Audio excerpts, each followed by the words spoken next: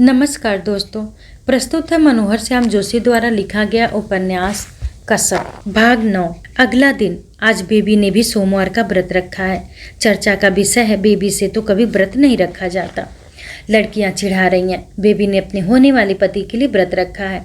Baby कोई उत्तर नहीं दे रही है। बेबी गंभीर है। बेबी पूजा का सामान बहुत पूछ पूछ कर थाल में सजा रही है।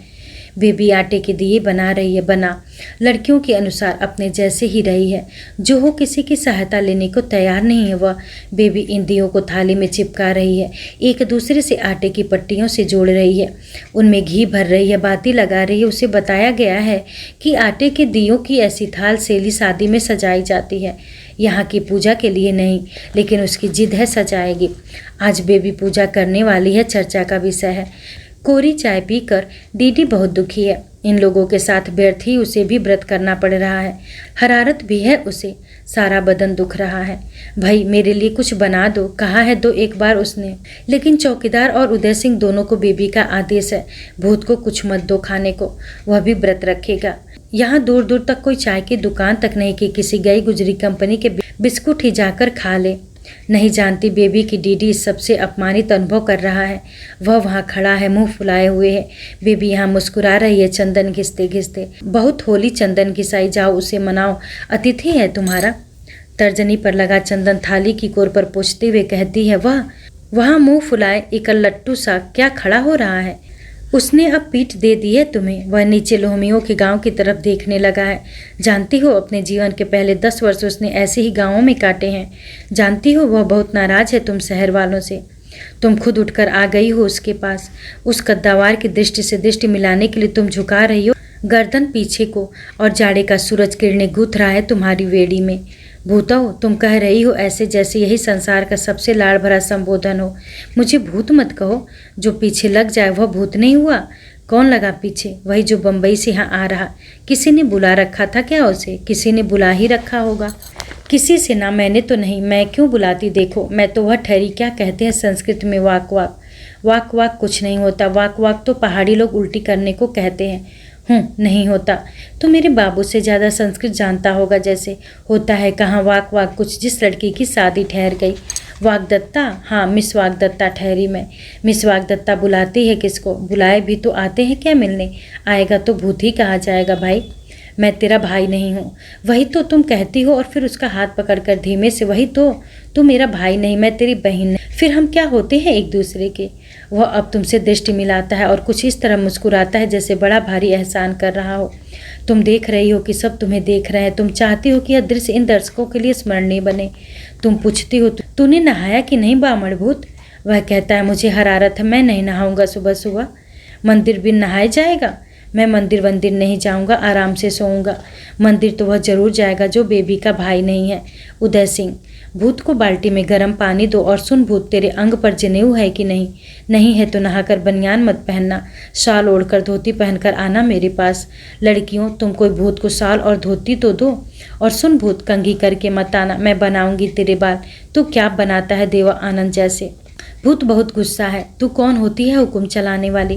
मैं? सुनोरी लड़कियों, मुझसे पूछ रहा है या बात बात पर विदकता घोड़ा? मैं इसकी कौन ठहरी? घोड़े मैं तेरी जिन ठहरी, और यह तूने ही कहा ठहरा, मैं नहीं। वह तुम्हें देख रहा है अपलक। जिन, तुम दोहराती हो। जिन सिम्मस, वह कहता है, और इस तरह देखता है तुम्हें जैसे तुम बेबी नहीं उसकी साकार कल्पना हो। जिन सिम्मस, तुम कहती हो, ओ यस आई सिंग इंग्लिश गाना। एक मुट्ठी में भरकर तुमने उठा लिया साड़ी पेटीकोट को टखनों से। दिख रही है अब तुम्हारी पाजेब। तुम्हारी दूसरी हथेली पसरी है आकाश की ओर। तुमने गर्दन पीछे को झुका रखी है।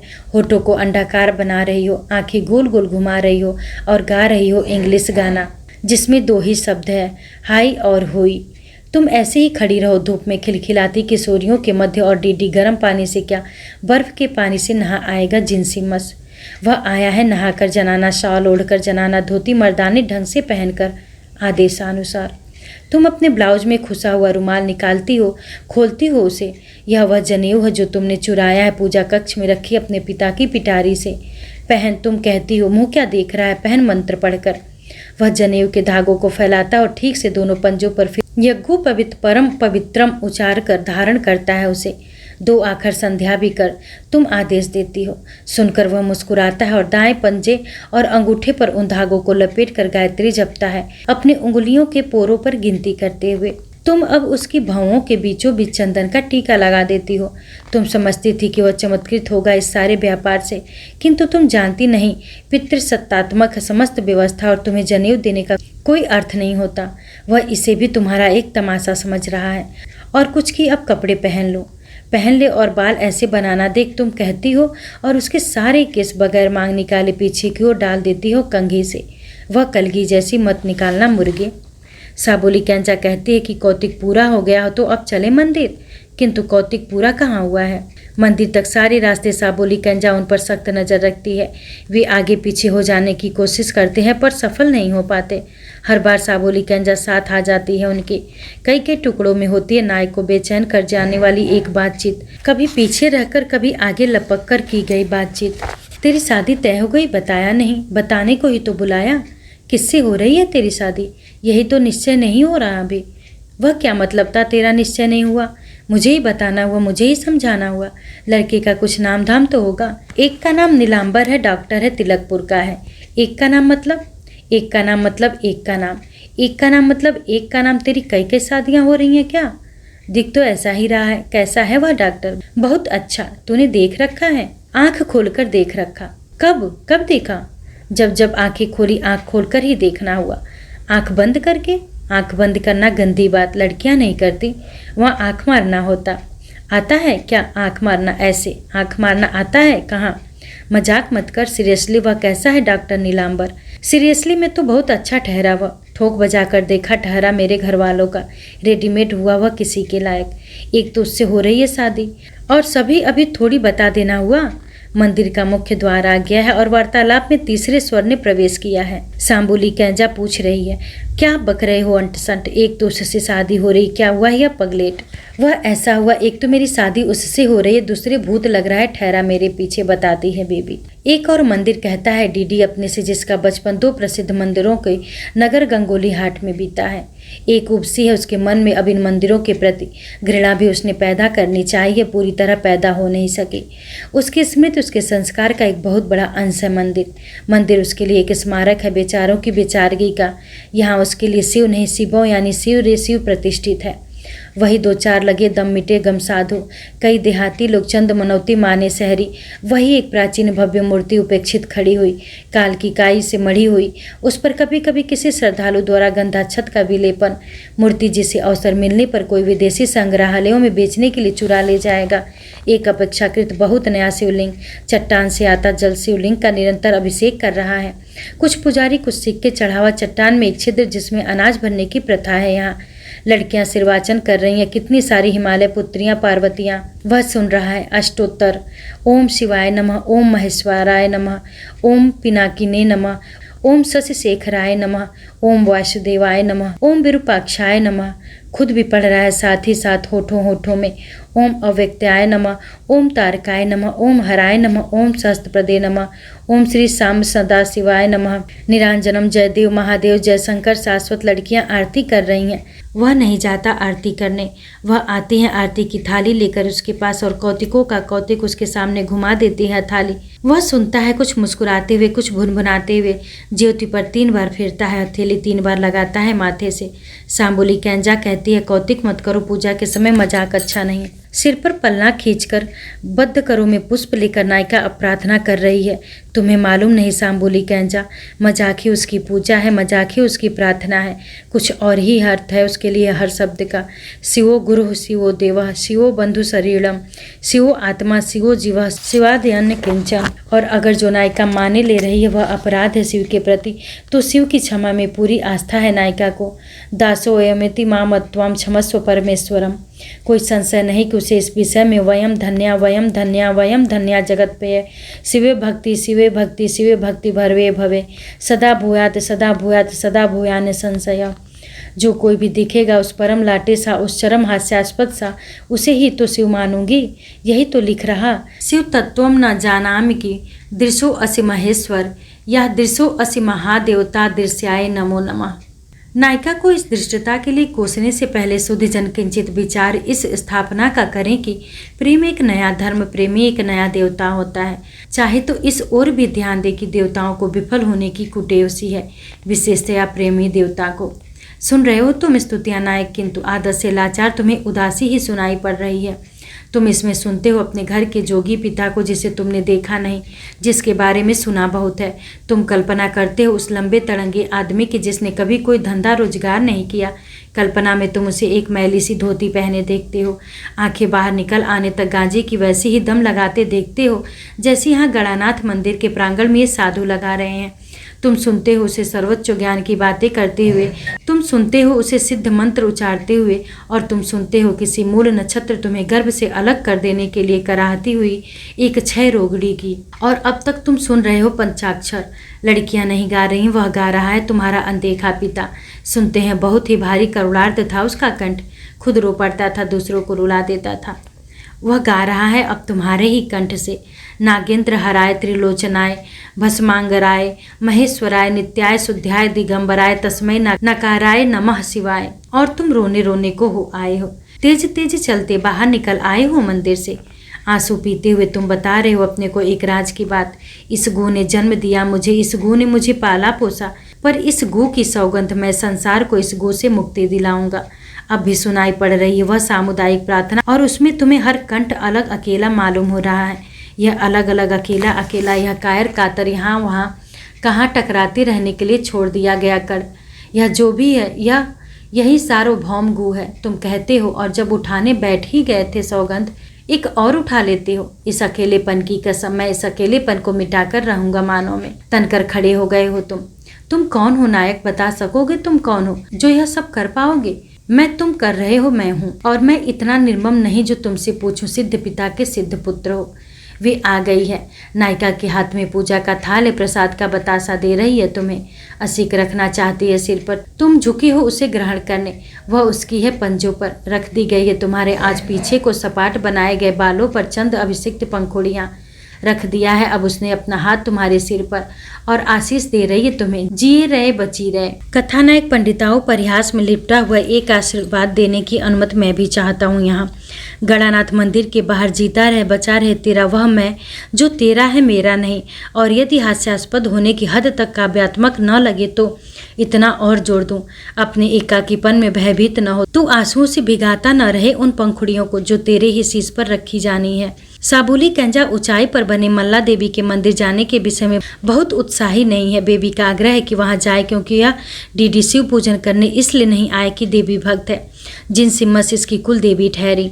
अगर बेबी डीडी मल्ला देवी मंदिर जाएंगे तो कौतिक के दर्शकगण साथ जरूर आएंगे, और रखवाली साबुली कंजा भी अपने दुखते बूढ़े पाँव को घसीटेगी किसी तरह। छोटा सा है मल्ला देवी का मंदिर, उपेक्षित सा। यहाँ से हिमालय की रोमांचकारी झांकी मिलती है। भक्त कम आते हैं इधर, सौंदर्य प्रेमी सभी देखने आते हैं अपने सामने एक लंबे चंक्रास में फैले हिमांच्छादित शिखर देखने के लिए। गंगोली हाट से भी हिमालय का कुछ ऐसा ही भव्य आतंकप्रद दर्शन किया था बालक डीडी ने। कभी प्रतिदिन होश संभालने से लेकर 10 वर्ष की वय तक कालिदास को हिमालय आनंद मत महादेव का पूंजीभूत अट्टहास लगा था। सुनते हैं बालक डीडी ने कुछ अधिक लौकिक स्तर पर इन चोटियों से एक तरह की बेचैन कर देने वाली चुनौती आती सुनी है। मानो कह रही हो हंसकर, तू अधम हमारी तरह गर्व उन्नत कभी न हो सकेगा। हिमालय उसके लिए अपनी आकांक्षा का आदर्श रहा है, रूपक बना है। निष्कलंक हिम और विवाही पड़े नंगे पांव, ये 2 अस्थायी प्रतीक है उसके मानस के काव्य के। स्वर्गरोहिणी उसके सपनों की भाषा में सबसे अधिक व्यवहृत शब्द है। वह भीतर नहीं गया है मंदिर के, यहीं बाहर खड़ा है, देख रहा है हिमालय। लड़कियां घंटी बजा रही हैं, वह सुन रहा है टिनमिनाहट। थपकियां सी दे रही हैं, यह टिनमिनाहट उसे उसके सारे बचपन की पृष्ठभूमि में यही टिनमिनाहट गूंजती रही है। यह टिनमिनाहट और बलि के बकरे की मिमियाहट, दिव्य शांति और दानवीय यंत्रणा पर्याप्त, ये 2 स्वर उसे जीवत संगीत की पकड़ देने के लिए। क्यों अनुभव कर रहे हो तुम इस क्षण, क्यों अनुभव करते रहे हो तुम बहुधा? ठंडी धरती पर बकरे के गर्म खून का तुम्हारे नंगे पांवों की ओर बहकर आना, और गंगोली हाट के काली मंदिर में कुमाऊं रेजिमेंट के सैनिकों और अन्य भक्तों द्वारा प्रदत्त उन समस्त छोटी बड़ी घंटियों का एक साथ बज उठना। जब यह अनुभव कर रहे होते हैं, क्यों एक साथ भयभीत, रोमांचित और उदास हो जाते हो? इस समय जब देख रहे हो तुम अपनी आकांक्षा का यह हिमदर्श, संतुष्ट हो अपने से कि असंतुष्ट? किसी ओलंपिक खिलाड़ी की जैसे एकाग्रता तन्मयता से तुम शब्दों का अभ्यास करते आए हो, इस आशा में कि वह एक परम विशिष्ट सर्वशक्तिप्रद शब्द तुम्हें मिल जाएगा। तुम भिन्न हो जाओगे, उच्चतर हो जाओगे, अतिक्रमण कर सकोगे अपनी अनाथ नियति और परिस्थिति का। क्यों तुम अपने को देखते रहते हो? कलम बनाम तलवार पर सबसे अच्छा निबंध लिखने का संकल्प लेकर गोधूली बेला बचुली बुआ के घर दरिद्रों की खुबानी कुछ सेमारू के पेड़ के तले बैठे हुए, गोरुओं के थान के पास बाज पात घास गोबर गोमूत्र की गाय धंध से घिरे हुए और इसी हिमालय को देखते हुए। क्यों तुम सुनते हो बादामी कागज के उस पर कापी कलम से लिखे अपने शब्दों के ऊपर मंडराती अपनी बुआ की पुकार, ओ देविया या ओला। और क्यों तुम देखते हो अपने को शब्द साधना छोड़कर कोई तुच्छ सा काम करने के लिए जाते हुए, मुड़ फूफा की चिलम भरने, लकड़ियां काटने, बाजार से कड़ुआ तेल लाने। क्यों तुम सुनते रहे हो उन सबको जो तुम्हें पुकारते रहे जब जब तुम शब्द साधना करने बैठे हो, यह जानकर कि यही साधना तुम्हें इस पुकार से परे पहुंचने में समर्थ बना सकती है। क्यों तुम गिनते रहे हो वे समस्त अर्ध विराम जो इन पुकारों के सौंपे हुए कामों ने तुम्हारे अध्ययन अभ्यास में लगाए हैं। इन अर्ध विरामों की नसैनी बनते हुए कितने निकट आ चुके हो तुम उस अपने शब्दों के, उस स्वर्ग के।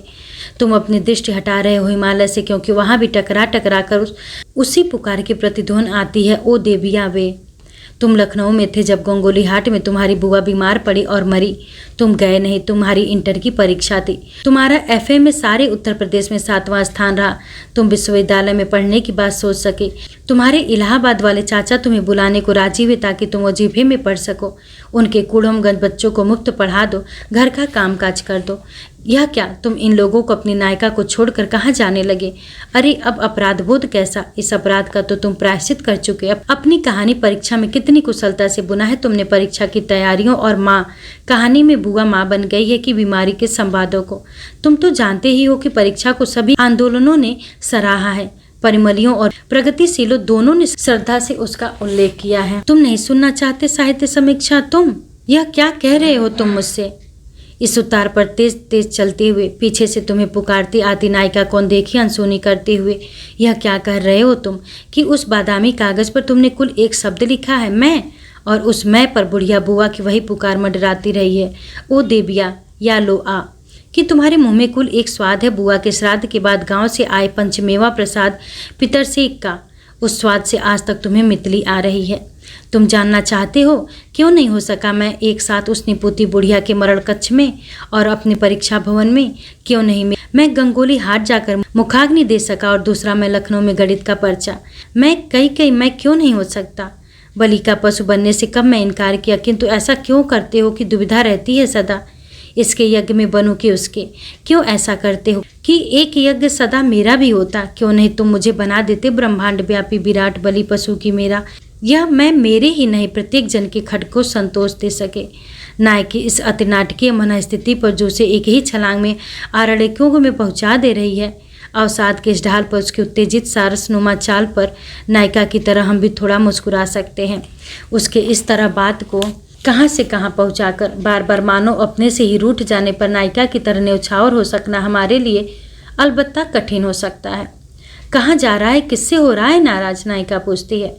अपने से, मुझे जाने दे, मैं कहीं अकेला बैठना चाहता हूँ। मैं भी बैठना चाहती हूँ और वहीं जहाँ तो मैं कुछ नहीं करूँगी, बस तुझे नाराज बैठा देखती रहूँगी। मैं उदास हूँ इस वक्त, मुझे तंग मत कर। जब भी मैं नहीं होती तो उदास हो जाता, तुझे तो मैं ही खुश कर सकने वाली हुई। चल हम भाग जाते हैं, नहीं तो वे लोग आ जाएंगे, हम देख ही नहीं सकेंगे एक दूसरे को अकेला बैठा हुआ। अपने को तो रोज ही देख रहे हैं अकेला बैठा हुआ। नहीं, तू वहाँ बम्बई में, मैं वहाँ अल्मोड़ा में। चल।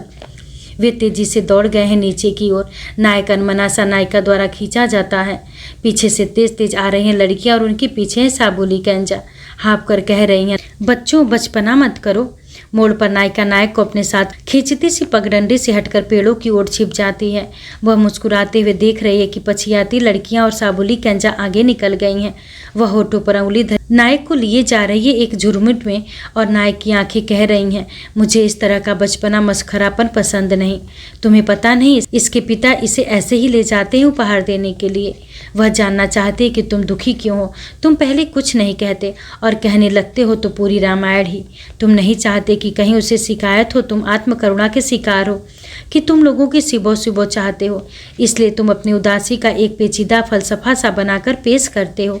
वह सब हिमालय विमालय बादामी कागज पर मंडराती पुकार, टिनमिनाहट में मियाहट, वह तमाम दिव्य किंवा इलेक्ट्रॉनिक संगीत कुछ इतना अधिक है तुम्हारी बातों में, वह विशेष कुछ समझ नहीं पाती। बीच बीच में तुमसे ऐसे सवाल करती है नायिका जिनसे पीड़ा और उदासी अमूर्तन के तुम्हारे प्रयास लड़खड़ा जाते हैं। तुम धरती पर नंगे पांवों की ओर बहती उष्ण रक्तधारा का निरूपण करते हो और वह जानना चाहती है गंगोली हाट में बलि दिए जाने का ब्यौरा। वह जानना चाहती है कब तक नंगे पांव जाते रहे स्कूल, कितनी दूर था स्कूल, नमी और ठंड से पांवों की उंगलियां के बीच कद्या हो जाते थे, उस पर क्या लगाते थे। तुम्हें इस ब्यौरे में वह अमूर्तन भुला देना है और फिर भी कुछ ऐसा नहीं कहना है जिसमें आत्मकरुणा की गंध हो। कठिन परीक्षा है। वह तुम्हारी उदासी को मूर्त रूप में देखना चाहती है, छूना चाहती है, मिटाना चाहती है। इतना भी नहीं समझ सकते तुम? उस उदासी का कोई मूर्त रूप वह देख पा रही है तो तुम्हारी आंखों की कोर की नमी जिसे अब वह पोंछ रही है तर्जनी से। हिमालय देखकर भी इतनी सुंदर जगह आकर भी उदास हो जाने वाला कैसा हुआ रे तुम? मैं तो ना जब भी ऐसी किसी जगह आती हूँ मेरा और ही मन लगता है। मुझे लगता है मैं पहले भी यहाँ कभी आ रही। हाथ पकड़ कर वह उठा रही है तुम्हें, झुरमुट की कगार पर ले जा रही है तुम्हें, एक हाथ में दिखा रही है उन्हीं गर्व उन्नत पर्वतों को, कह रही है बहुत पहले भी यह ऐसा ही कहा था, बहुत पहले भी मैं कभी यहाँ आ रही। क्यों लगता होगा ऐसा? बहुत खुशी जैसी होती है मुझे। तुम बाज नहीं आ रहे हो अपनी साहित्यिकता से और अवरुद्ध कंठ कर रहे हो उससे। हाँ, यह सुंदर सृष्टि पहले भी थी। हाँ, तू पहले भी यहाँ आई थी। यहाँ मैं भी आया था, बार बार आया हूँ और हर बार तेरे अयोग्य पाया गया हूँ, हर बार, इस बार भी। उसने दोनों बाहें गले में डाल दी है, कह रही है वह, तू जब बोलता है ये बड़ी बड़ी बातें तब जानता है क्या होता है मन में, क्या होता है मन मेरा। तेरा मुंह बंद कर दो। मुंह जो बंद होगा किसे पता चलेगा तू कितना उदास है, अकेला है और तो तेरा कोई इलाज सूझ नहीं रहा है। ओके। वह दृष्टि उठाकर तुम्हें देख रही है। उसकी गदोलियों ने तुम्हारे सिर पर फंदा डाल दिया है और वह तुम्हारे होठों को अपने होठों की ओर ला रही है। वह कह रही है अपना जुकाम मत सराना, हाँ अपनी उदासी भी। तुम्हें कोच गए हैं ये वचन, तुम्हें याद आ गए हैं वहाँ मलाड बम्बई की एक खोली में जिन सिम्मस की लालसा को समर्पित हुए तमाम लिजलिजे क्षण। तुम्हारे होठ उसके होठ को कुचल कर रख देना चाहते हैं। तुम दोनों गिर रहे हो पिरुलों के बिछौने पर। मैंने आपसे आरंभ में निवेदन किया था कि मैं भदेश का पक्षधर नहीं हूँ। इस बुढ़ापे में मेरा युवा प्रेम की कथा लिखना अपने में ही पर्याप्त आपत्तिजनक है। जिस पर मैं युवा प्रेम के कतिपय अश्लील अथवा जुगुप्साजनक प्रशंसों का चित्रण करने लगूं तो स्थिति असह्य हो जाएगी। नायक नायिका इधर बराबर चुंबन, आलिंगन और अंग संधान में रत रहे हैं, किंतु मैं हिमालय की तरह निर्विकार रहा हूँ। अगर वे संभोग करते तो शायद कथा के लिए उसकी महत्ता समझते हुए मैं इस अनुष्ठान का थोड़ा वर्णन करता। कोरी खिलवाड़ अधिक आपत्तिजनक प्रतीत होती रही है शुद्धिजनों को, इसलिए मैंने लेखनी रोक रखी है। किंतु इस खिलवाड़ की भदेश पराकाष्ठा का उल्लेख करने को मैं विवश हूँ। औचित्य स्वरूप दो एक बातों की ओर आपका ध्यान दिलाने की अनुमति चाहूँगा। पहली यह कि नायक और नायिका दोनों को ही यह घटना विशेष रूप से याद रह गई है। इसे हम उनकी स्मृति का विकार कहना चाह सकते हैं, किंतु यह एक विस्मयकारी तथ्य है कि इस प्रकार का विकार हर किसी की स्मृति में पाया जाता रहा है। मेरे एक मित्र को अपने बालिस्टर पिता के विषय में विशेष रूप से यदि याद रह गया था कि वह अपान वायु छोड़ते हुए पूछते थे कि धान कौन फाड़ रहा है। स्वयं मैं अपने पंडित पिता को याद कराने बैठता हूँ तब उनका वह दातुन वो चबाते चले जाना, खखारना, थूकना और बात बात में और जय तो भाई कहना और माचू माचू माँ की गाली का जाप करना ही मानस में उभरता है। वह तब जबकि मेरी सारी शिक्षा दीक्षा उनके सिर चरणों में हुई। निश्चय ही वह मुझे अवसर दे गई कि उन्हें अन्यथा भी याद कर सकूं। स्मृति क्यों तुच्छ को महत्वपूर्ण और महत्वपूर्ण को तुच्छ मानती है। जितना प्रौढ़ होता जाता है मानो क्यों उतनी ही बचकानी हुई जाती है। बचपन की ओर लौटने लगती है स्मृति। यह मुझ अवकाश प्राप्त निर्वित के लिए विस्मय का विषय है, आपके लिए कदाचित न हो संप्रति। औचित्य स्वरूप यह भी कहना चाहूँगा कि उस क्षण का वर्णन आवश्यक है जिस क्षण नायक नायिका पकड़े गए। उन्हें खोजते हुए आए चौकीदार उदय सिंह, सांबोली कैंजा और लड़कियों द्वारा। वे तब क्यों नहीं पकड़े गए जबकि उनमें उदासी पर चर्चा चल रही थी और नायिका अपनी तर्जनी से आंसू पोंछ रही थी, या तब जबकि वे देख रहे थे हिमालय, या तब जबकि खुशी और उदासी के आदान प्रदान का प्रसंग छिड़ा हुआ था, या तब जबकि आलिंगनबद्ध थे वे दोनों। मैं कह नहीं सकता, दुस्साहस ही होगा यदि मैं इन संदर्भ में यह अटकल लगाऊं कि विधाता भी निरा मस्खरा है। खैर, कुछ तो विनोदी प्रवृत्ति होगी उसकी कि नायक नायिका तब पकड़े गए जब वे और कुछ नहीं पेशाब कर रहे थे, एक दूसरे को देखते हुए दिखाते हुए उस सुरम्य और पवित्र स्थल पर। वैसे विधाता के विनोदी स्वभाव का परिचय देने के लिए क्या यही पर्याप्त नहीं कि उस मल निष्कासन और काम क्रीड़ा के लिए अलग अलग अंग बनाना आवश्यक समझा। खैर, मैं इन बच्चों की ओर से आपसे क्षमा मांगना चाहता हूँ। वह ऐसा हुआ, बात में से बात निकलती गई और कहाँ से कहाँ पहुँच गई। नायक ने अपना उदासी वाला वह तार फिर जरा सा छेड़ा था। इस पर नायिका ने कहा, तू मेरे साथ रह, मैं तुझे खुश रहना सिखा दूंगी। वह बोला, कहीं मैंने तुझे उदास रहना सिखा दिया तब? मूर्ख थोड़े ही है तेरे पंडित पिता जो मुझे तेरे अयोग्य पा रहे हैं और तेरा विवाह उस डॉक्टर से करा रहे हैं। वह करा रहे हैं, मैं कर्जों क्या ले रही हूँ? मैंने भी तो ठहरा रखी किसी जाने से अपनी शादी। मैंने उसे अपने बाबू की ओर से जनेऊ ला कर दे दिया है। कृतज्ञ नायक ने अपनी उदासी को मुस्कान में ढाला और कहा, ऐसे थोड़े ही हो जाती है शादी पगली। बाकी जैसी होती है उसकी तैयारियां तो मेरे घर पर हो रही हैं। यहाँ से तू अल्मोड़ा जा, कह दी मेरे बाबू से शादी आपकी बेटी की जरूर होगी, निश्चित तिथि को होगी, पर मुझसे। इस पर नायक चुप रहा। तब नायिका ने कहा, चुप क्या है, अच्छी नहीं लगती मैं? उस मीम के साथ करता है शादी जिसके साथ तू दयादी के घर गया। वह तो बहुत बड़ी है। बड़ी कैसी? बोजियो जैसी? ईजा जैसी? ईजा जैसी। वह अपने को मेरी मम्मी कहती है। अच्छा, वह मेरी सासू हुई, क्या करता है फिर? मेरी सासू जिसे शादी करता है, मुझसे तो तू करना ही नहीं चाहता। करना जो चाहता मुझे भगा ले जाता, पर कहाँ से? तू तो मुझे याद ही नहीं करता। चिट्ठी हो, बातचीत हो, तुझे हमेशा अपनी उदासी, अपनी किताबें, अपना गुस्सा, यही सब याद आने वाला हुआ। मैं तुझे बहुत याद करता हूँ। करता है तो बता दे, तेरी यादों में हबीबी क्या करने वाली हुई? बहुत सारी बातें। उनमें सबसे अच्छी बात क्या ठहरी? तू एक गुसलखाने में नहाकर कपड़े पहन रही होती है। ओ इज्जा, कपड़े पहनने से पहले मैं नंगी भी दिखने वाली ठहरी। हाँ, क्या मिलता होगा नंगी देखने में? क्या मिलता है कोई भी सुंदर वस्तु या जगह देखने में? पहाड़, नदी, झरना, जंगल। जैसे इस प्रकृति को देखता हूँ वैसे ही तेरी देह को भी देखना चाहता हूँ। मैं पूछ रही हूँ, सुंदर वस्तु मेरी वही ठहरी क्या? सुंदर जगह भी बस वही? वह हंसा। एक कोहनी का सहारे लेकर उसने अपना सिर धड़ उठाया और पूछा, तुझे नहीं होती कभी ऐसी कोई इच्छा, जिज्ञासा नंगा देखने की तुझे? उसने कहा और हंसी से वस्तुतः लोटपोट होने लगी। तुझे जो वहाँ नैनीताल में देखा था टट्टी में, मैं तो उसी से धन्य हो गई रे। नायक उसे दबोचने को उठा, वह तो भागने लगी और जब नायक उसे पकड़ने दौड़ा तो एक पेड़ की ओट हो उसने सिर निकाल कर कहा, होती है रे मुझे भी इच्छा, जिज्ञासा। जो भी कहता होगा तो उसे होती है। देखूं देखूं लड़के सुसु कैसे करते हैं। अब जो नायक उसकी ओर लपका तो वो भागी नहीं। बोली, क्यों दिखाएगा सुसु करके? नायक ने नायिका के बाहों में भरा और नायिका ने ऐसा आलिंगन किया जिसमें पीड़ितक और लता वेष्टितक दोनों का सम्मिश्रण था। पेड़ के तने से नायक को दबाकर वह उसे लता की तरह लिपट गई। तदंतर नायक ने कुछ मर्दन, छत्र आदि नायिका के विभिन्न अंगों का मर्दन करके असती, सुबगा आदि नाड़ियों में प्रस्फुरण पैदा करने का यत्न किया। उसने साथ ही नायिका को निर्वसन करने की चेष्टा भी की। मारगाट विशेषज्ञ यह बालक अपने काम में ऐसी उतावली दिखा रहा था। नायिका की नाड़ियां जगाने में अपनी नाड़ियां इतनी प्रचंड वेग से जगा चुका था कि बस देखते ही बनता था। यूँ शुद्धिजन न देखें उसकी अथवा कथानक की क्षति होने की कोई आशंका नहीं। पूर्वराग का विस्तृत विधि सम्मत वर्ण प्राचीन साहित्य में उपलब्ध है ही, और अगर हमारा हड़बड़ नायक सब कुछ गड़बड़ ही किए चले जा रहा है तो उसमें भी ऐसा कुछ नहीं। शुद्धिजन विचारमग्न ही उठे। आचार्य वात्स्यायन बता गए हैं कि राग समय और नियमों के बंधन की अपेक्षा नहीं रखता। उसमें सर्वत्र सब कुछ हर कहीं वाली स्थिति भी आ जाती है कभी कभी। हम न भी देखें नायक की स्थिति, किंतु नायिका को देखने से रोकना हमारे बस का नहीं।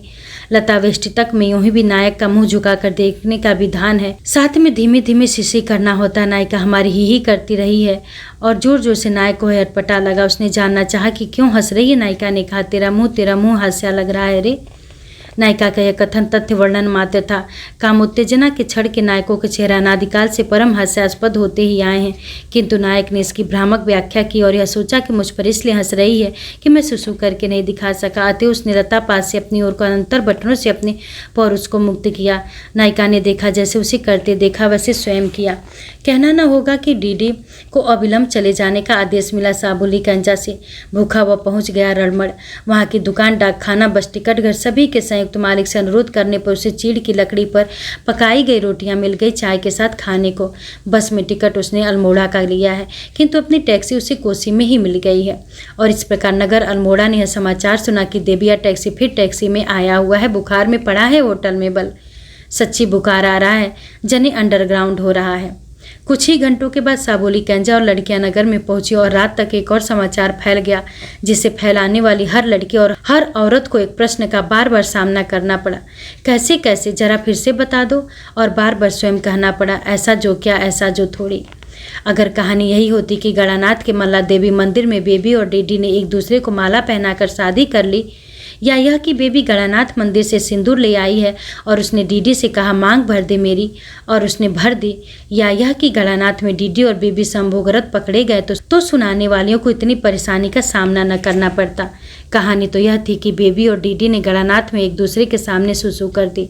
कसो कसो कहो, कैसे कैसे, जरा फिर से बता दो। और फिर से बताने पर भी जब वे गलत ही समझती हैं तब लड़कियों को कहना पड़ता है तस जे के ऐसा जो क्या। केवल शास्त्री जी नहीं जानते, कार्तिकेय ही उन्हें बताएगा, कल सुबह जैसे बता सकेगा। विवाह की तैयारियां करते हुए लोग कुछ सुस्त सुस्त से नजर आ रहे हैं शास्त्री जी को। चिरंजीव कार्तिकेय सौभाग्यवती बबली से न जाने किस मंत्रणा में लीन है। शास्त्री जी देख रहे हैं कि कार्तिकेय की ईजा खाट पकड़े बैठी है और उसके मन में कुछ ऐसा है कि कार्तिकेय के महतारी कहकर भी वह जान नहीं पा रहे हैं। शास्त्री जी देख रहे हैं कि सब लोग फुसफुसा रहे हैं और मेरे आते ही चुप हो जा रहे हैं। शास्त्री जी अब जाकर अपनी बेटी से पूछ रहे हैं, जो दाड़िम के पेड़ के नीचे बैठी मंद मंद मुस्कुरा रही है। मैत्री बच्ची, क्या बात है? कुछ भी नहीं। कुछ ऐसा अवश्य हुआ है जिसे बच्ची अपने बचपने में कुछ भी नहीं समझती, किंतु जिसे अन्य सब बहुत कुछ समझते हैं।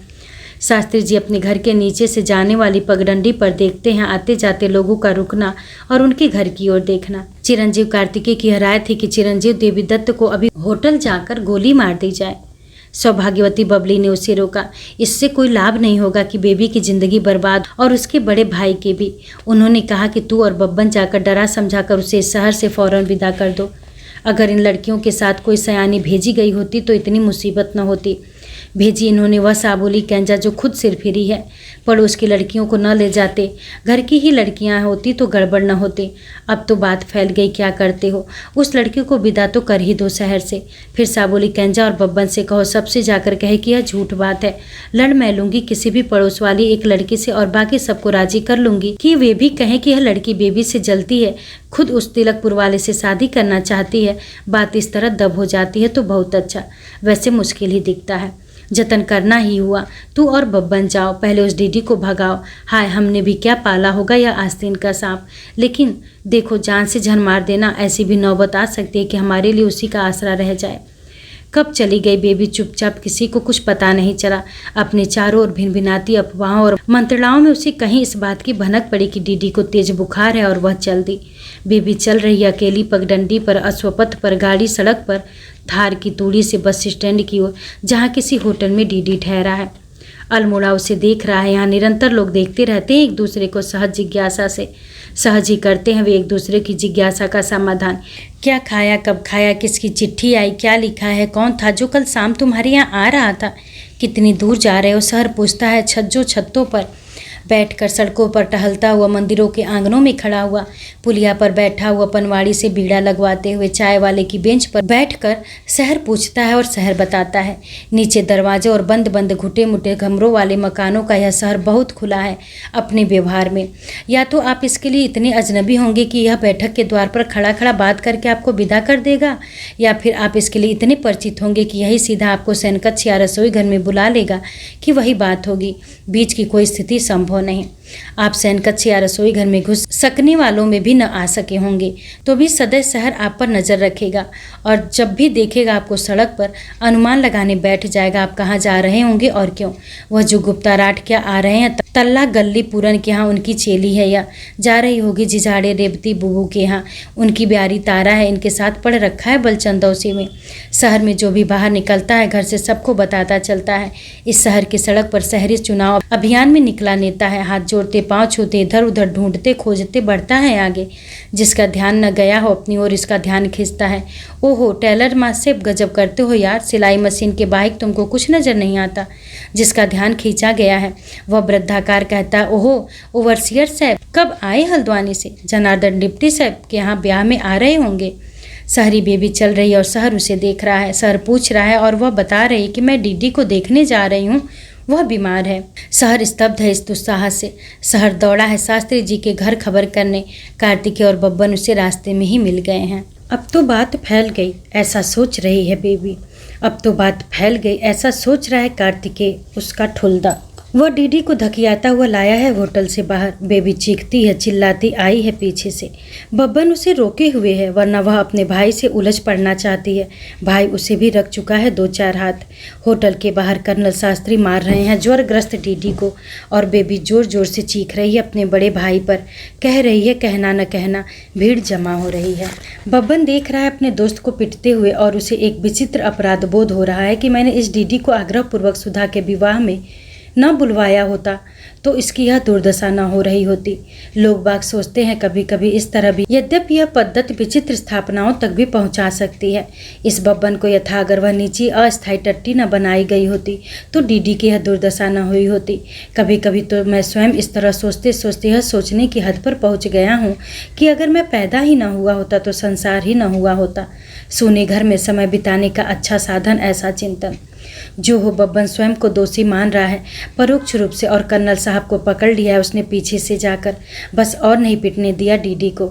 उसने टैक्सी वाले को आवाज़ लगाई कि साहब को ले जाओ। उसने डीडी से कहा, अबे क्यों हीरोपन में अपना हुलिया खराब कर रिया है, फूट ले अब यहाँ से। भीड़ में से कुछ लोग आहट डीडी को उठने और टैक्सी में बिठाने में मदद करते हैं। कोई उसका सामान ले जाता है। होटल वाला बिल अदा कराने के लिए स्वयं उपस्थित हो जाता है। मत जा, बेबी चीखती है, किंतु चली जाती है टैक्सी। मैत्रेयी को छोड़ दो कार्तिकेय, शास्त्री जी कहते हैं अपने पुत्र से आवाज़ तनिक उठाकर। अटपटी लग रही है उन्हें काशी के पंडितों के घर में भाई बहन की यह धक्का मुक्की, तू मैं। वह समझ नहीं पा रहे हैं कि क्या हुआ है, या कदाचित यह कहना चाहिए कि वह समझे हुए हैं कि क्या हुआ है, और उससे इतने आशंकित है कि यही समझाना चाहते हैं कि नहीं समझ पा रहा हूँ। शास्त्रानी जी माथा पीटे ले रही हैं। लंदन से आया हुआ उनका दूसरा बेटा डॉक्टर मेधातिथि इस हाय तौबा से परेशान होकर अपने अंग्रेज हो चुके बीवी बच्चों के साथ रानीखेत चले जाने की तैयारी में है। तीसरा बेटा इंजीनियर श्री गोपाल भी बेबी पर चीख चिल्ला रहा है। चौथा डॉक्टर मुरली मनोहर तिलकपुर भेजा गया है ताकि अपने से 2 साल जूनियर वर महोदय की प्रतिक्रिया की टोह ले। पहले मुझे बताओ हुआ क्या, फिर मैं करूँगा जो करना होगा, कहते हैं शास्त्री जी। आपकी यही बात सुनते सुनते तो यह नौबत आ गई आज, कहता है कार्तिकेय और बहन को धकिया कर छोड़ देता है। वह दौड़ती हुई चढ़ जाती है सीढ़ियाँ। शास्त्री जी को बता दिया गया है। शास्त्री जी सुनकर इतने स्तब्ध, इतने अपराध भावग्रस्त हो रहे हैं कि हथेलियाँ फड़फड़ाना तक भूल गए हैं।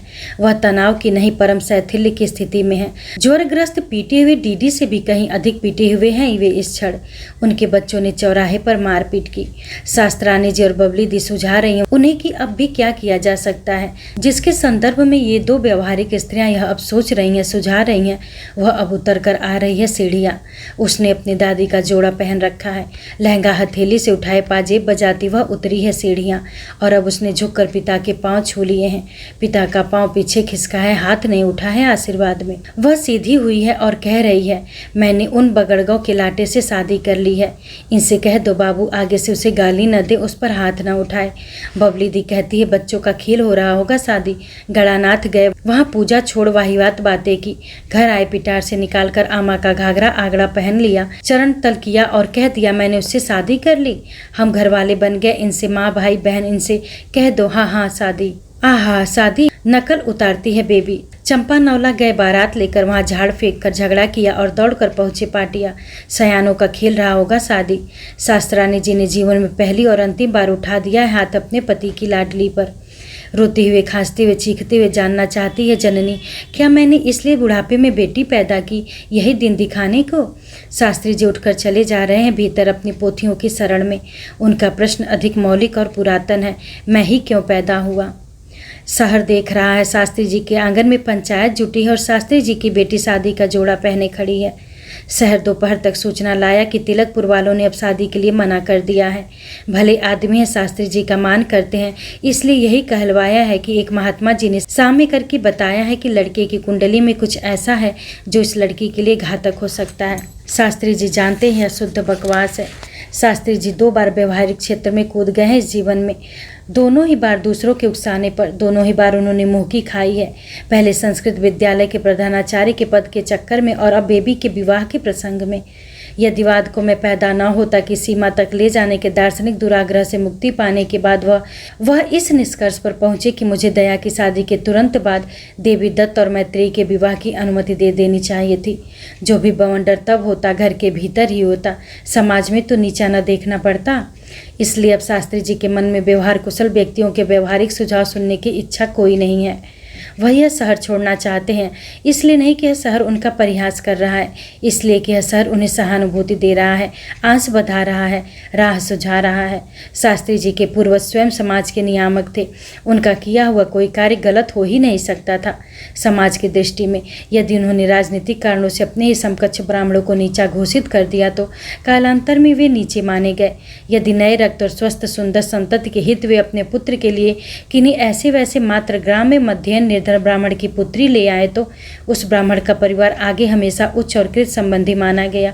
समय बदल गया है और शास्त्री जी को अपने पूर्वजों का पांडित्य ही उत्तराधिकार में मिला है। उनका राजनीतिक प्रशासनिक वर्चस्व नहीं तो भी उनकी इतनी हैसियत थी ही कि लोग आते थे पूछने क्या करना चाहिए, और वह बात वैसे तो शुरू से करके आपद धर्म पर समाप्त करते थे।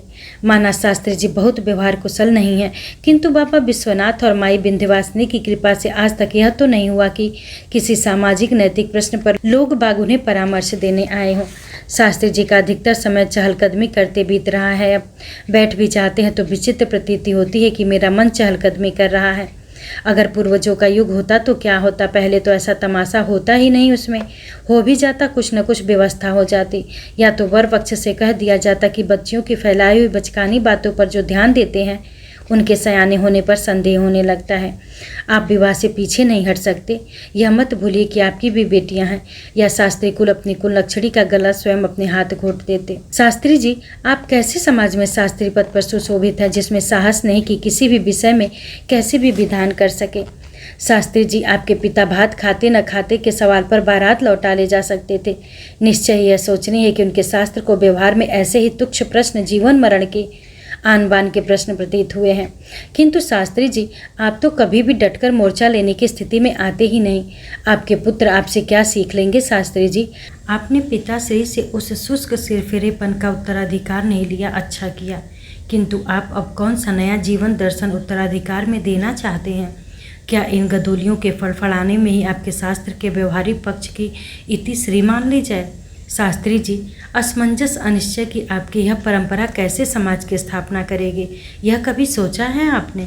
अरे, आपको शास्त्र सम्मत होने की जिद हो तो भी उठिए और कहिए कि एक वर्ण माता पिता को न बताकर गांधार्व पद्धति से भी होता है। उसमें यही है कि विवाह हो जाए तब माता पिता पर यह तथ्य प्रकाशित कर दो। सो कर ही दिया गया है। अग्नि की 3 बार परिक्रमा इन बच्चों ने नहीं की है तो भी यह विवाह गांधर्व के उत्तम कोटि में ही आएगा, क्योंकि गणानाथ के साक्ष्य में किया गया है। जाइए सबको बता दीजिए कि विवाह हो चुका है। अतिरिक्त पुष्टि के लिए, सामाजिक मर्यादा की रक्षा के लिए आप मैत्रेयी देवी दत्त का ब्राह्म पद्धति से भी पाणी ग्रहण करवा देंगे। यह ऊहापोह क्यों? शास्त्री जी, क्या आप ऐसा समाज बनाना चाहते हैं जिसमें आगामी पीढ़ी परंपरागत ऊंच नीच में नई ऊंच नीच भी जोड़ देगी, परंपरागत घटियापन में आधुनिक घटियापन मिलाकर समन्वय की संस्कृति रचेगी? शास्त्री जी, हथेली अब हथेली से धो रहे हैं, कदाचित इनमें ही से टपकेगा समस्याओं का समाधान। शास्त्री जी की घोषणा है, मैं अल्मोड़ा वाला यह मकान बेच रहा हूँ। मेरी इच्छा तो थी कि काशी लौट जाऊँ, किंतु घरवाली के स्वास्थ्य के लिए वहाँ का जलवायु उपयुक्त नहीं, इसलिए मैंने बिनसर में एक छोटा बंगला ले लिया है। मैं और कार्तिकेय की ईजा वहीं वानप्रस्थ जीवन व्यतीत करेंगे। मैत्रेयी लखनऊ जाएगी पढ़ने, जहाँ उसका छोटा दद्दा डॉक्टर है। वह उसके साथ नहीं हॉस्टल में रहेगी। मैं बंटवारा कर रहा हूँ और मैत्रेयी के नाम भी कुछ अलग रख दे रहा हूँ। वह चाहे जो करे, मेरा अब किसी से कोई मतलब नहीं। अब तुम्हारी दोनों गदोलियाँ कमर के पीछे परस्पर गुथी हुई हैं, और यद्यप चहलकदमी तुम अब भी कर रहे हो, तथापि तुम्हारे कदमों में दृढ़ता सी है, वह व्यग्रता नहीं। धन्य हो जो तुम इस क्षण एक ऐतिहासिक निर्णय घोषित करके अपने को धन्य सपा रहे हो। और रो रही है तुम्हारी घरवाली। मर्दाना निर्णयों पर औरतें रोती ही आई हैं। भावुकता के कारण आप बुद्धि विवेक का नाश थोड़े ही होने दे सकते हैं शास्त्री जी। बबली के सहयोग से शास्त्रानी जी ने वैकल्पिक प्रस्ताव तैयार किया है, जिसे बबली अपने मौसा जी की सेवा में सादर प्रस्तुत कर रही है।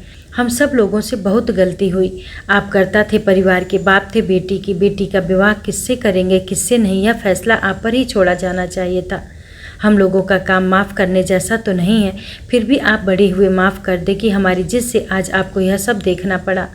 अल्मोड़ा छोड़ देने का आपका विचार बहुत अच्छा है।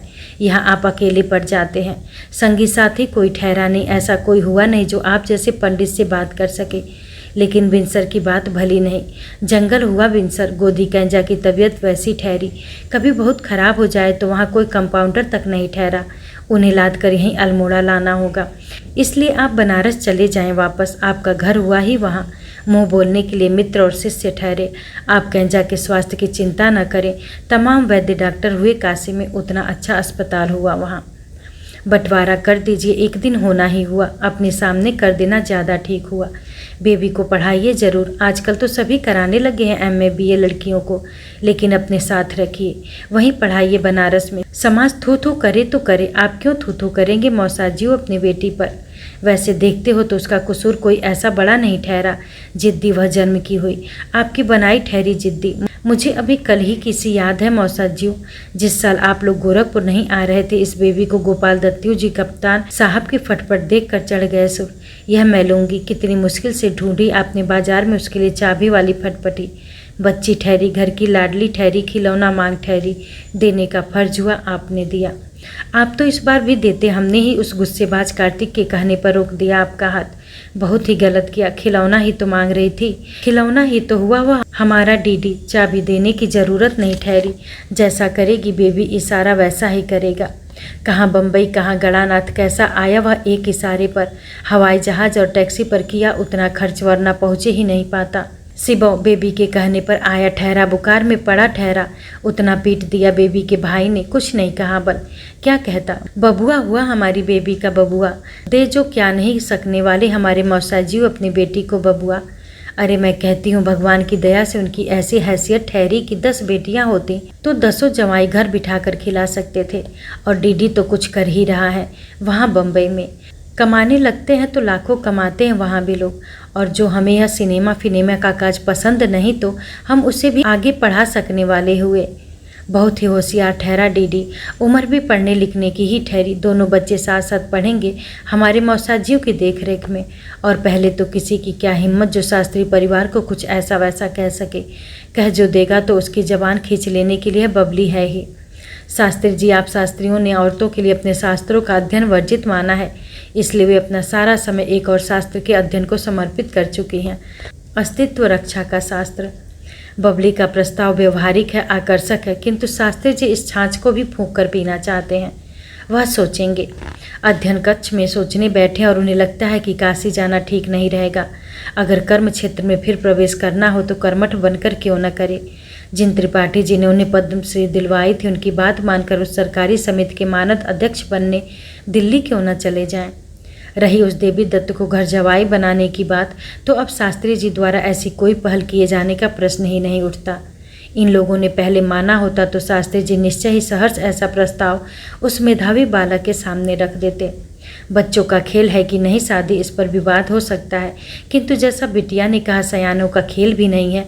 और जिसे अभी अभी सार्वजनिक रूप से अपमानित किया है पुत्र ने, उसके समक्ष पिता घर जवाई होने का प्रस्ताव रखे, यह बहुत अटपटा मालूम होता है। बच्चों का ही खेल क्यों न माने, खेलने दे अपने ढंग से उन्हें। शास्त्री जी ने त्रिपाठी जी के नाम पत्र लिख दिया है, नीचे आंगन में आकर उदय सिंह को डाक में डालने को दे दिया है। बेबी दाड़िम के पेड़ के नीचे बैठ रही है, पढ़ रही है, पूछता है पिता, हाँ कहती है पुत्री। अच्छा है, लगन से पढ़, हम लोग दिल्ली जा रहे हैं, अच्छे नंबरों से पास नहीं हुई तो वहाँ बीए में दाखिला हो ही नहीं पाएगा। अच्छे नंबर लाएगी? हाँ कहती है पुत्री। वह मुस्कुराती है, लेकिन पिता की ओर देखकर नहीं। पिता से उसने एक बार भी पिता नहीं कहा। मुस्कुराते मुख की वह लीला देख नहीं सका पिता, जो कभी उसकी इच्छा की सहचरी थी।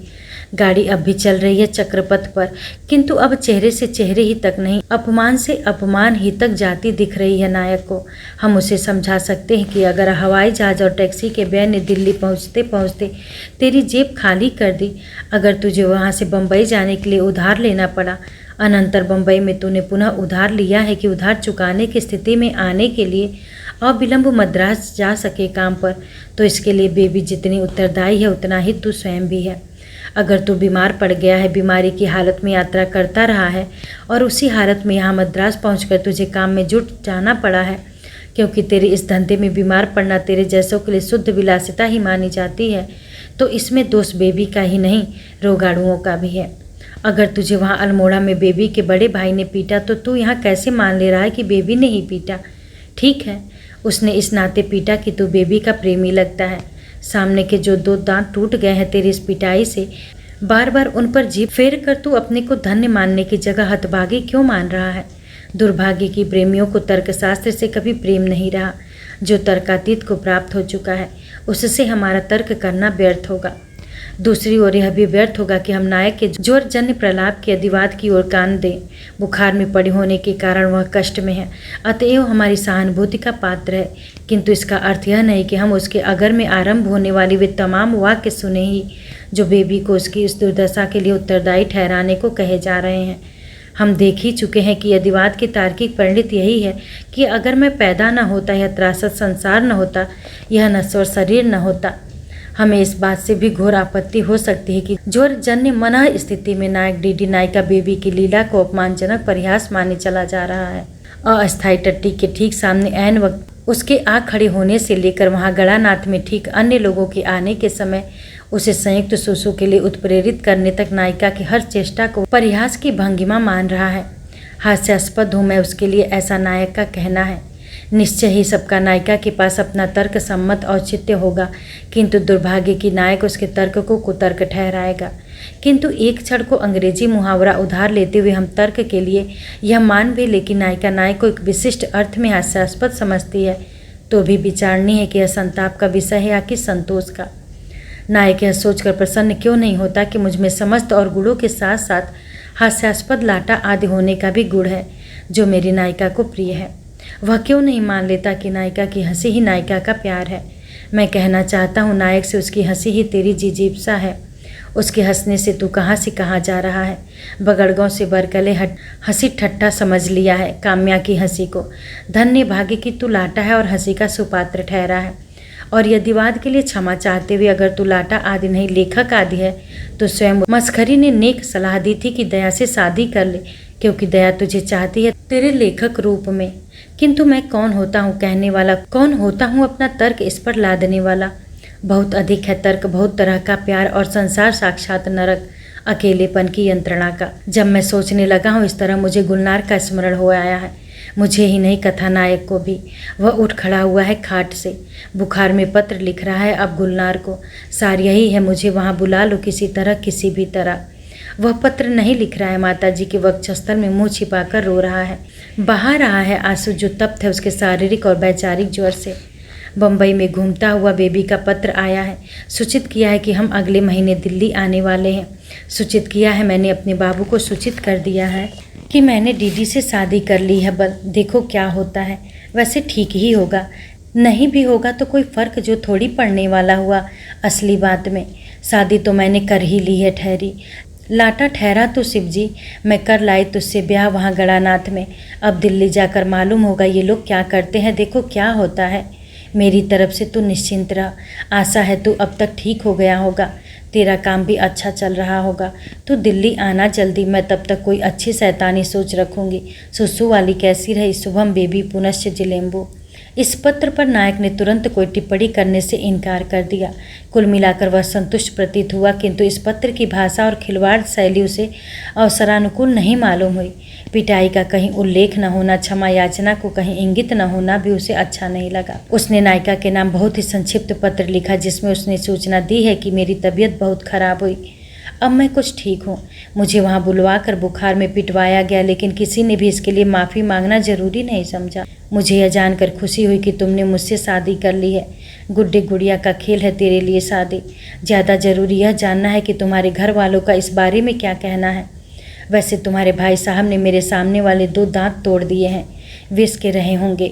इनके टूट जाने पर शायद तुम्हारे घर वाले भी जवाई बनाने को राजी हो जाएं। मैं अभी बहुत कमज़ोर हूँ, यहाँ काम चल ही रहा है।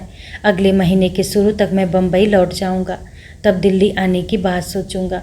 शायद तुम लोग मेरे कुछ और दांत तुड़वाना चाहे, शुभम डीडी पुनश्च मुझे शैतानी बहुत रास नहीं आती। नायिका का अगला पत्र नायक को बम्बई में अपनी प्रतीक्षा करता हुआ मिला। दिल्ली से आया है। प्रिय डीडी, मैं मधुर स्मृति नहीं लिख रही, तूने जिलेम्बू नहीं लिखा, तूने लिख रहा तेरे 2 दांत टूट गए करके। सिवा मुझे कहना नहीं आता। विष के जिसने समझे होंगे, दूध के थे वे तो। अब लगता है कि जगह तूने विष के लगवा लिए। नकली होंगे दांत, नकली ही होगा विष, असली जो क्या होगा ना। किससे हो रहा है तू नाराज? किससे मांग रहा माफ़ी? मुझसे? मैंने तेरा क्या बिगाड़ रखा है?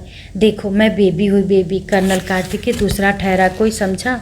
उससे मांग माफ़ी। वह तो मुझे बब्बन ने पकड़ रखा ठहरा, नहीं तो मैं वही कर देती ठुलदात से गुत्थम गुत्था। मैंने तो तुझसे चिल्लाकर कहा भी मत जा, तू नहीं जाता। मेरे साथ घर आता, फिर देखता कैसे नहीं मांगते वे सब तुझसे माफ़ी। नहीं जो मांगते तो देखता कैसे यह बेबी छोड़ देती है उनका घर देहरी पूजे बगैर और लग जाती है बाट अपने लाटे के साथ। तूने पूछा है कि मेरे लिए गुड्डे गुड़ियों का खेल है क्या शादी?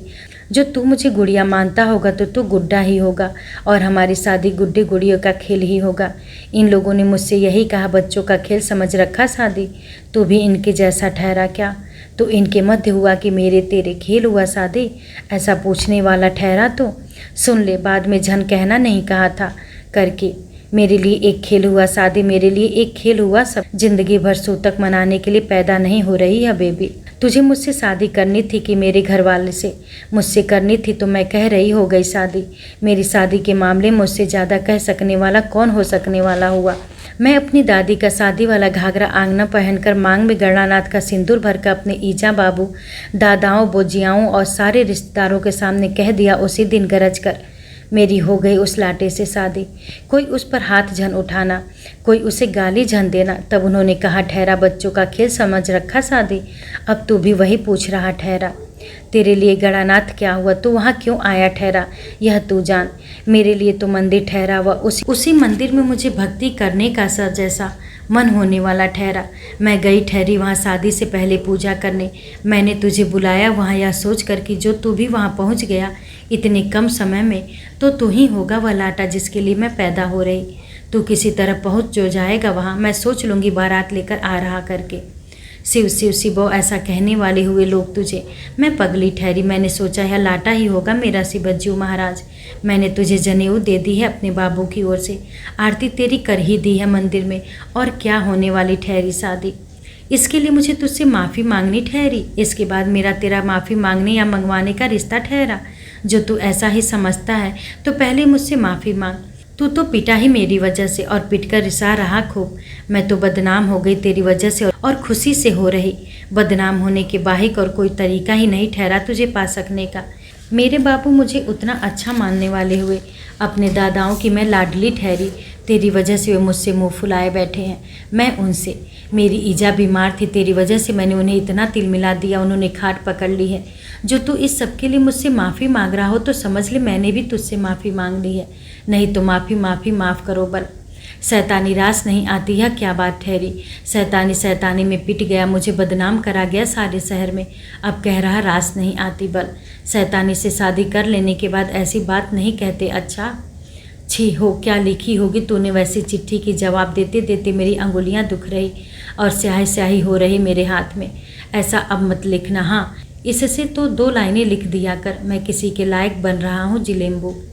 ओ इज्जा, कहीं तू बन तो नहीं गया किसी के लायक? लाटे बन गया हो तो शैतानी लिख कर दिखा। यह रिसाना, यह रोना धोना मुझे रास नहीं आता। मैंने तेरे सब किताब पढ़ डाले कई बार, उनमें भी तू रोता रहता है। अब मेरे कहने से मेरे लिए एक शैतानी वाली किताब लिख। कहा यहाँ आजा, दिल्ली मिलकर लिख लेंगे। कब आ रहा है? शुभम बेबी। पुनश्च तेरी दी साड़ी मैंने इतनी पहन डाली कि फट गई, नहीं लाना इस बार। पुनश्च जिलेम्बू क्या खाली हाथ पर ही करते हैं? इस पत्र पर टिप्पणी के लिए नायक तुरंत उपलब्ध हो सका है। पहले वह घुत्ती यानी ठेंगे पर प्रवचन करता रहा। उसने बताया कि अंगूठा सूक्ष्म शरीर की बाह्य अभिव्यक्ति, ऐसा कहते हैं सिर फिरे। उपनिषद में उसका प्रमाण अंगूठे भर ही बताया गया है। वैज्ञानिक भी कहते हैं एक जैसी अंगूठा छाप वाले 2 व्यक्ति हो नहीं सकते। अतएव क्या हम कल्पना कर सकते कि अंगूठा दिखाने का अर्थ ही यही रहा होगा कि मैं हूँ, तेरा प्रतिरूप नहीं। उसे दिखाना ही नहीं बल्कि खटाखट नचाना भी। क्या वह कहता है कि अच्छी तरह देख ले, समझ ले मेरा वह मैं होना तो तेरा जो हो नहीं सकता। इस प्रवचन से उसने और कुछ किया हो अथवा नहीं, कल्पनातीत के साथ अपनी कल्पना से, शब्दातीत के साथ अपने शब्दों से खेलते रहने से उस सिरफिरेपन से अपने जुड़े होने का संकेत अवश्य दिया है, जो इन पंडितों का एकमात्र मनोरंजन है। उसके मन में अपराध बोध है नायिका के प्रति, उसके मन में अपराध बोध है अपने मैं होने के प्रति, नायिका के तू होने के प्रति, समाज के वे होने के प्रति अपराध बोध है, और एक उदास सा क्रोध सी उदासी। वह पंडिताओपन के सहारे अपना ध्यान इस अपराध बोध से हटाना चाह रहा है। यह पत्र उसे कमरा खोलते ही मिला था देहरी पर। वहीं खड़ी होकर उसने इसे पढ़ डाला। कमरा झाड़ू लगाए जाने की अर्ज कर रहा है। डीडी की काया यात्रा की गर्द और बम्बई का चिपचिपापन मिटाने के लिए स्नान की मांग कर रही है। डीडी की थकान कह रहे कि सो जा, ऐसे के ऐसे होलडाल खोलकर खटिया पर। कमरे में धूल और सिगरेट के ठूठों की गंध है।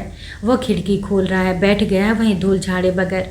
धूप खेल रही है उसके चेहरे पर, जो बीमारी से निस्तेज और अपराध बोध से म्लान है। पसीने की बूंद चमक रही है उसके धूल सने कपाल पर। ताड़ के 2 पेड़ों के बीच के फ्रेम से इधर उधर भागती लोकल गाड़ियां देख रहा है, और वह पूछ रहा है अब कहीं ऐसा तो नहीं चक्रपथ की वह यात्रा आरंभ होती है किसी मडराती पुकार के भार से दबे, किसी बादामी कागज पर लिखे मैं से, और उसी पर समाप्त भी हो जाती है। आपकी तरफ से शेष सब मैं कह चुका हूँ, आपका नाम भी उचार चुका हूँ। अब आप अहम यानी मैं तो स्वयं कह दे, और मैं आगे का संकल्प पूरा आपकी ओर से कि आपकी देवी की प्रीत के अर्थ यहाँ छाग यानी बकरे की बलि करेंगे। अहम कह लो जजमान, अहम मैं कई बार दोहराता हूँ इस शब्द को मन ही मन। फिर उस अकेले कमरे में प्रकट मैं और उसके मन में गंगोली हाट में बलि का बकरा मिमियाता है, और काली के मंदिर की तमाम घंटियाँ बज उठती हैं। अपनी दोनों हथेलियों से चेहरा ढाँप रहा है वह, और अब सुबक रहा है धीमे धीमे, मानो कुछ सोच मानो उसने कुछ चाहा था जो उसे नहीं मिला, और जिसके न मिलने पर वह औसत सत्य के औसत तर्क से कोई आपत्ति नहीं कर सकता। मानो कुछ हुआ जो अप्रिय हुआ, लेकिन जिसके लिए किसी को भी दोषी नहीं ठहराया जा सकता। मानो कुछ है ऐसा मूलभूत रूप से त्रासद, जिसे मानो करते चले जाने के बावजूद हमारा यह शब्द साधक असली मायने तक पहुँच नहीं सकता कभी कैसे भी। वह रोता है, सो नाक से सांस खींचता है ऊपर झटके से। होठ जबड़े दबा हिलाकर कुछ निगलता है, और फिर खोलता है होठ एक सनातन बीज मंत्र उचारने के लिए, ओम ओम हुम। रोता है बीच बीच में अंतराल देकर, जैसे रोते हैं लाडले बच्चे। समय देते हैं लाड करने वालों को कि आए मनाने की कोशिश करे, बहलाने का जतन करे, और फिर वह लाडला चीख चिल्लाकर अपना दुखड़ा बयान करे, कुछ इतने ऊंचे स्वर में, कुछ इतनी द्रुत गति से कि अभिभावक समझ न पाए कि स्नेहा ची चाचू चाचेचो चाचो कहाँ क्या है। अनुमान लगाए वे, अनुमान के अनुसार कहते जाए, यह मांग रहा भाव, वह चाहिए हो रहा, ऐसा हुआ क्या, वैसा हुआ क्या, और लाडला हर गलत अनुमान पर चीखे नहीं। और अंततः जब अभिभावक सही अनुमान कर पाए, तब वह सूह नाथनों की आर्द्रता कपाल में खींचकर धीमे से कह दे हाँ, और अब हूँ के बीच के अंतराल समय दे अभिभावकों को पूरी करे जिद। न ला सके असली फटपटी तो चाबी वाली ही ला दे। नायक रोया है कई बार इस तरह जब बच्चा था। किसी का लाडला नहीं था वह, किसी ने आकर उसे बोत्याया मनाया बहलाया नहीं। बुआ बुढ़िया थी, कई अनाथ बच्चों का भार ले रखा था उन्होंने अपने असक्त कंधों पर। वयस्क नायक के शिशु क्रंदन के स्नितांत संकोच प्रदर्शन से हमारा ध्यान बटाने को यहाँ कुछ भी नहीं। ताड़ के 2 पेड़ों के बीच से आती जाती रेलगाड़ियों के तीक्ष्ण स्वर के अतिरिक्त, जिसमें यह क्रंदन कुछ क्षणों के लिए बीच बीच में डूब जाता है। कैसे बोत्याएं इसे, क्या इससे यह कह दे कि मानो की अपेक्षा करने वाली तो कोई बात नायिका के पत्र में है नहीं। उसने यही लिखा है कि जितनी अपराधी वह है, उतना ही अपराधी तू भी है। बस इसमें वह मंदिर, वह बलि का बकरा से सब यहाँ कहाँ से आ गए। और प्रसंग बस स्मरण करा दे कि गंगोली हाट के मंदिर में लटकी हुई तमाम घंटियों को एक साथ बजाने की कोई परंपरा नहीं है। यह बात अलग है कि बचपन में तूने चाहा था ऐसा हो। अगर दुख इस अनुभूति से हुआ है कि तू है, वह है तेरे, और उसके तर्क भिन्न है, तो तेरा ध्यान इस ओर दिलाना आवश्यक जान पड़ता है कि प्रेम में तेरा मेरा चलता नहीं। प्रेम की आकीवाद की चरम परिणति यही है कि यह तू है कि मैं हूँ। देवता को पूजने के लिए स्वयं देवता बनना होता है। किसी से प्यार करने के लिए भी अंगन्यास करके उसे अपने में प्रतिष्ठित कर लेने का अलिखित विधान है। देख भाई, या तो वह स्थिति पैदा कर कि फूल को मैं देखता हूँ, फूल मुझको देखता है, फूल का मैं देवता हूँ, फूल मेरा देवता है। दिव्य तर्क दुतरफा दमकता है। अगर मानवीय तर्क ही है तो प्रेम के लिए 2 में से एक ही बलि अपेक्षित है। प्रश्न यह है कि तू उससे प्रेम करता है या कि तू चाहता है वह तुझसे प्रेम करे। पहली स्थिति में तुझे अपने तर्क को तिलांजलि देनी होगी। दूसरी स्थिति लाना तेरे वश में नहीं, क्योंकि तू है, वह है। वह कवियों का तर्क होता है जिसमें तू यह मैं स्पष्ट वह कहकर यह और वह के आपसी संबंध के आधार पर तुम और मैं का संबंध बैठाया जाता है। प्रेम का तर्क अलंकारापेक्षी नहीं, वह सहज रिजु है। मेरी निजता तुझसे है, मेरी अस्मिता तू ही है। अधैर्य उत्पन्न कर रहा होगा यह शब्द आडंबर आपके मन में। मैं बाध्य हुआ इसे रचने के लिए ताकि कथानक में कथानक का पैदा हुआ एक लंबा से सकता अंतराल भरा जा सके। अब नायक ने हथेलियाँ चेहरे से हटा ली है, बाँह से आंखें पोंछता हुआ वह उठा है, सिगरेट सुलगा रहा है, होलडाल खोलकर बिस्तर डाल रहा है खटिया पर, मेज पर से कागज कलम उठा रहा है, दीवार पर पीठ टिका, घुटनों पर तकिया, तकिए पर फाइल और फाइल पर कागज रखकर बैठ गया है वह बिस्तर पर। अहम कह लो जजमान। देवी दत्त तिवारी। यह लिख दिया है उसने कोरे कागज के शीर्ष पर। उसे बम्बई में फिलहाल कोई काम नहीं मिला हुआ है। जिस फिल्म में उसे लेने वाले हैं वह महीने भर बाद शुरू होगी। वह चाहे तो इस बीच विज्ञापन फिल्मों में कोई काम ढूंढ सकता है, लेकिन नहीं, वह लिखेगा बेबी के लिए शैतानी का नहीं, वही अपना जाना माना उदासी का साहित्य। 27 दिन वह निरंतर लिखता रहेगा और पूरा करेगा अपना पहला और आखिरी उपन्यास। अहम कह लो जजमान। 150 पृष्ठों का पतला सा उपन्यास जिसमें ऊपरी तौर से गंगोली हाट के मंदिर में एक दिन छाग बलि दिए जाने का वर्णन है, किंतु भीतर ही भीतर वह ऐसे निर्धन जड़ और प्रतीक पूजक समाज की कहानी भी सुनाता है जो आश्चर्यजनक रूप से आत्मसंतुष्ट है। लेखक का तेवर आदि से अंत तक निर्मम रूप से तटस्थ है। निर्धन कृतज्ञ समाज के शोषक और शोषित दोनों उसके लिए समान रूप से दयनीय और जड़ हैं। इस समाज की वह अमीरी और गरीबी, वह ऊंच और नीच, जिसमें सारा अंतर धोती की छोटी या बड़ी होने का है, बहुत मैली या कम मैली होने का है, बकरे की या मुर्गी की बलि देने का है, किसी पत्थर के आदि शंकराचार्य अथवा ग्राम जोगी द्वारा प्रतिष्ठित किए जाने का है। लेखक के लिए विभत्स और त्रासद है।